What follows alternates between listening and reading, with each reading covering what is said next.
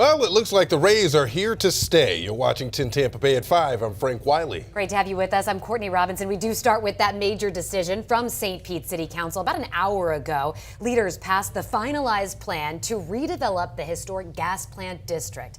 This is the final step for the city in committing to the project, which includes putting up their portion of the funding. And tonight we have team coverage of this major vote, from the latest on where today's vote stands and the timeline of how we arrived at the final details of this project. But we'd start with 10 Tampa Bay's Aaron Parsegian. And Aaron, that 4.5-hour meeting today really had 15 years behind it. Yeah, you could hear that when the applause broke out in the council chambers after this historic vote. Someone even yelled, "We are St. Pete," after that vote that came down 5-3, a slim majority giving it approval, which many anticipated going in.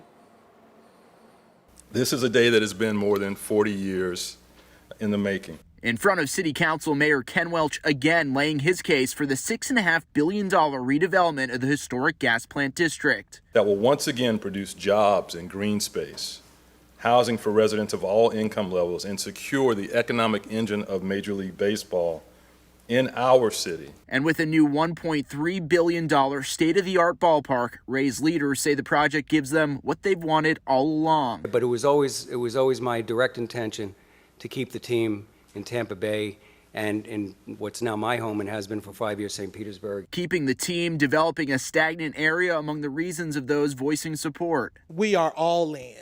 And we are all in with this development. Thank you. But the upwards of $600 million in public money earmarked for the project and criticized for months on end, still seeing pushback down to the wire. It's really disgusting that we're sitting here talking about giving $417 million of taxpayer money to two private companies. I plan to write a book exposing the terrible deal this is for all your constituents.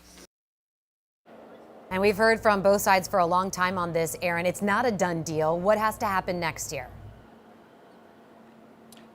Yeah, Courtney, this was a major hurdle, but you're right, it's not a done deal yet. This now has to go to the Pinellas County Commissioner, where county commissioners will actually have to vote to approve spending more than $300 million in money generated from the so-called tourist tax on this stadium project. That vote's scheduled right now for a meeting on July 30th. We're live in St. Pete tonight. Aaron Parsegian, 10 Tampa Bay. Aaron, thank you. And right now, St. Pete's mayor is talking about the deal. We're going to have much more on Mayor Welch's comments coming up for you at 6. But some people are asking, okay, why the rush on this development? The team's lease at Tropicana Field doesn't expire until after the 2027 season. 10 Sports Director Evan Klosky joining us now. And Evan, history has shown us this is a long process. Yeah, nearly 2 decades in the making. Quite the long burn here. Their first attempt at getting a new stadium was back in 2008 when the Rays looked at building something near the Al Lang site, but it was shot down due to city support concerns, which seems to be a common trend in the push for a new stadium. And there it is, a shot up the gap, right center field. In 2016, St. Pete gave the team permission to explore sites in Tampa, which led to 2018 when they put out this proposal for a ballpark in Ybor City.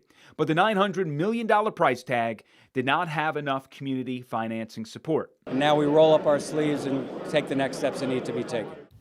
In 2019, they explored a sister city concept, splitting home games between Tampa Bay and Montreal, but they ditched that idea after an ultimatum from the mayor. If you want to do a sister city and you can make it work, all the power to you, but I can't pay with taxpayer dollars to build you the stadium. In January 2023, current mayor Ken Welch selected a developer for the historic gas plant district where the Trop resides, and they had proposals for the site both with and without the Rays. I am fully confident that this decision is the best path forward for our city. By September of last year, the city and team reached a deal to keep the team here and build a new stadium, which is what makes today's decision so important, as this was the biggest hurdle in the process, Frank. Evan, thank you. And today, just outside the stadium, archaeologists used ground-penetrating radar to search for graves from a destroyed segregation-era cemetery.